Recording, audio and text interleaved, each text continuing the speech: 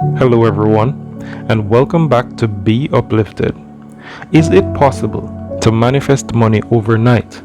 Is it possible to manifest money within a week? It is possible, and I have done it. You can also do this if you manage to reprogram your subconscious mind for financial abundance and wealth. It is something that takes practice. It is something that takes dedication. Your mindset has to be correct. Otherwise, you set yourself up for disappointment if you really just want the results without actually wanting to do the work. Dr. Joe Dispenza teaches us that whether you want health, love, wealth, freedom, abundance, or anything else in your life, it is not about creating those things. It is about generating them. And then ultimately, it is up to you to become them. Generation is the key that actually unlocks the doors of creation, and the one aspect which is most often overlooked in this particular process of bringing new things, new people, new financial abundance, new opportunities, and even events into your reality.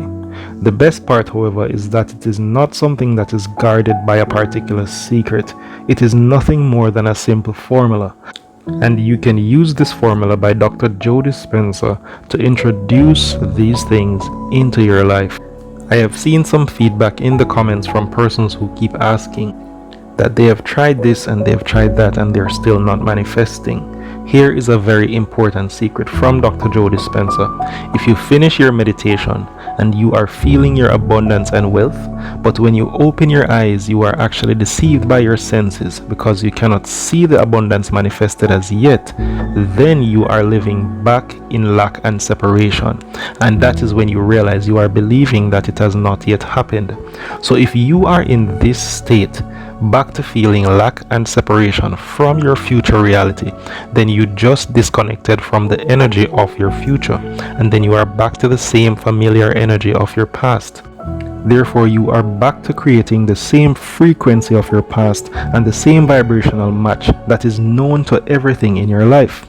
You are thinking and feeling in the same ways, and pretty much your energy is now the same as the day before. Listen carefully to the rest of this video as Dr. Joe Dispenza, in his own words, share what you can do exactly every morning as soon as you wake up to begin to live in a new reality and let go of the frequency of your past. Most people live their life in a habit. They think the same thoughts, they perform the same actions, they live by the same emotions, but they secretly expect their life to change. The hardest part about change, really, in creating the life that you want, being defined by a vision of the future instead of a memory of the past, is not making the same choices you did the day before. But how you think, how you act, and how you feel is called your personality. And your personality creates your personal reality. That's it. So if you think 60 to 70,000 thoughts in one day, and 90% of those thoughts are the same thoughts as the day before, the same thoughts always lead to the same choices. The same choices always lead to the same behaviors. The same behaviors create the same experiences, and the same experiences produce the same emotions. The challenge is then to every day be defined by a vision of the future. So then when you combine a clear intention, that's a thoughtful process, with an elevated emotion, a heartfelt state of being, thoughts are the language of the brain, feelings are the language of the body. When you truly do that, your brain and body are living in the future instead of living in the past, and you're going to be drawn to some new event because thoughts are the electrical charge in the quantum field and feelings are the magnetic charge. And how you think and how you feel broadcasts an electromagnetic signature that influences every single atom in your life. So here's the question then. The fundamental question is, it's going to take time to pull your brain and body out of the past and continuously invest your energy into the future. So can you then maintain that vision, that view of your future, independent of the conditions in your environment? You have to then understand that when you truly do this properly, you're not waiting for your healing to feel whole. You're not waiting for your success to feel empowered. You're not waiting for your wealth to feel abundant. You're not waiting for your new relationship to feel love. You're not waiting for the mystical moment to feel awe. That's the old model of reality, of cause and effect, waiting for something outside of you to change how you feel inside of you. And when you feel better inside, then you pay attention to whoever, whatever caused that. That's cause and effect. And when you begin to make the correlation between what changed you from outside and inside, you create an associative memory. The quantum model of reality begins to say then you have to teach your body emotionally how that future is going to feel like before it's made manifest. In other words, you have to feel awe in order for the mystical moment to happen. You have to feel abundance before your wealth can occur. You have to feel in love with life before your new relationship happens. And so we're not defining reality by our senses because we're not waiting then for anything outside of us to change how we feel inside of us. So if there's physical evidence in your brain and body to look like the experience has already occurred, physical evidence, because the epigenetic model of reality says you can change your body by thought alone, and neuroplasticity says you can change your brain by thought alone. So if there's physical evidence to look like the experience has already occurred, well, relax, because the experience is going to find you. And it's going to come in a way that you least expect. Consistent action. And the actual translation of the word meditation means to become familiar with. So the first thing you have to do is you have to become conscious of your unconscious thoughts. You got to notice your automatic habits and behaviors. You have to become aware of your emotions that keep you anchored to the past. And if you can become so conscious of the unconscious states of mind and body that they would never slip by your conscious awareness again, you're becoming familiar with the old self so you don't return. Then if you begin to think about new ways of being defined by a vision, plan your behaviors, review them in your mind. Now, if you keep doing that over and over again, nerve cells that fire together wire together. You begin to become familiar with a new state of mind. At the same time, if you can emotionally cultivate your inspiration, your joy, your enthusiasm ahead of the experience, by repeating that over and over again, cultivating that state, it's going to begin to become familiar to you. And the intention is getting clear on what you want. So let's say you want a new home. Let's say you want a beautiful garden. Well, then start ripping out magazine pictures of gardens that you love. Start drawing pictures. Start seeing it. Start writing down the things that you want. Throw it up somewhere and then add another dream and add another dream, and keep your mind. If you keep your conscious mind on that, your subconscious mind will take you there. Now, I'm not an impatient person because I know that impatience means I believe that something's not going to happen. But we're here to experience life. We're here to enjoy the magnificence of our creations. And our senses then become the very artist that writes the story in our biology. So then when you start to see that home and that vision, you start making the choices for it, and you step into the unknown and you become the creator, and you do something that's never been done before.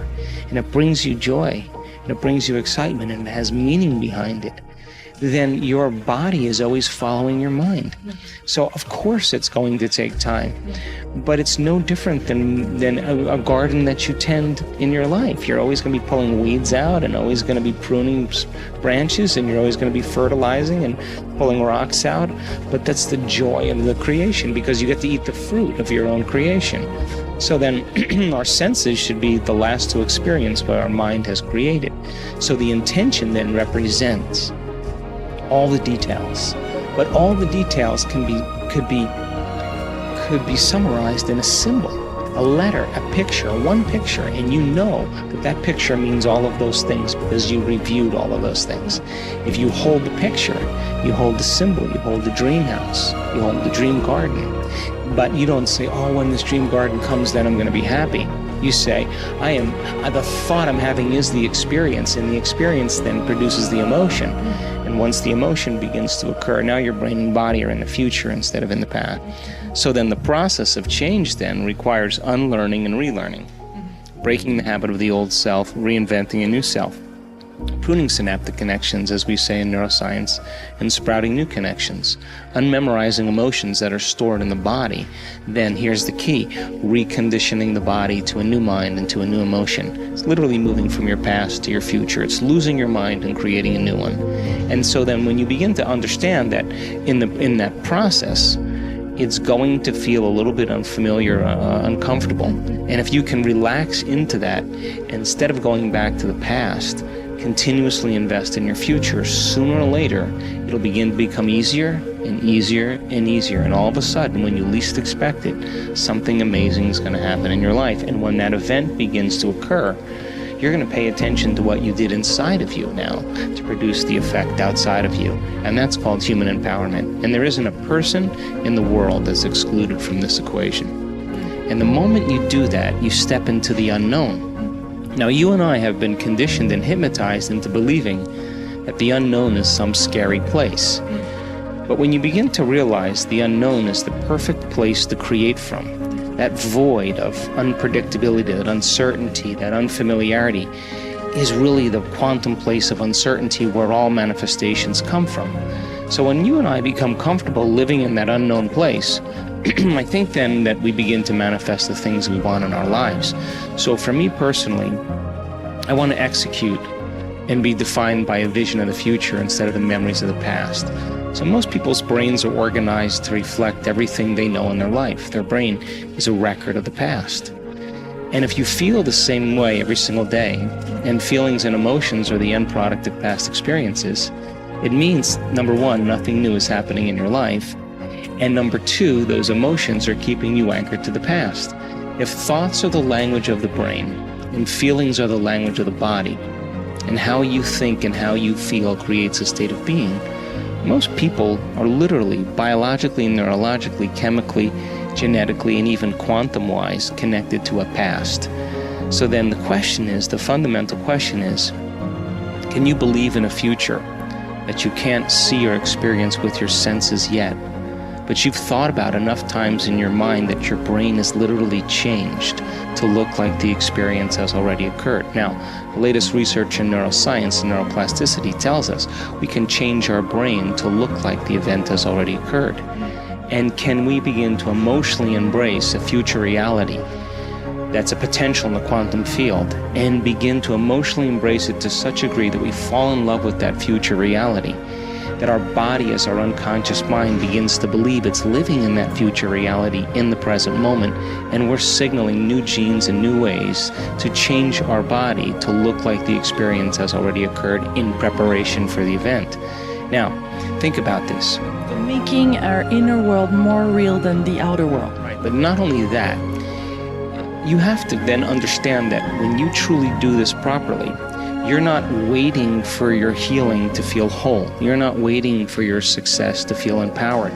You're not waiting for your wealth to feel abundant. You're not waiting for your new relationship to feel love. And so we're not defining reality by our senses, because we're not waiting then for anything outside of us to change how we feel inside of us. So if there's physical evidence in your brain and body to look like the experience has already occurred, physical evidence, because the epigenetic model of reality says you can change your body by thought alone, and neuroplasticity says you can change your brain by thought alone. So if there's physical evidence to look like the experience has already occurred, well, relax, because the experience is going to find you, and it's going to come in a way that you least expect.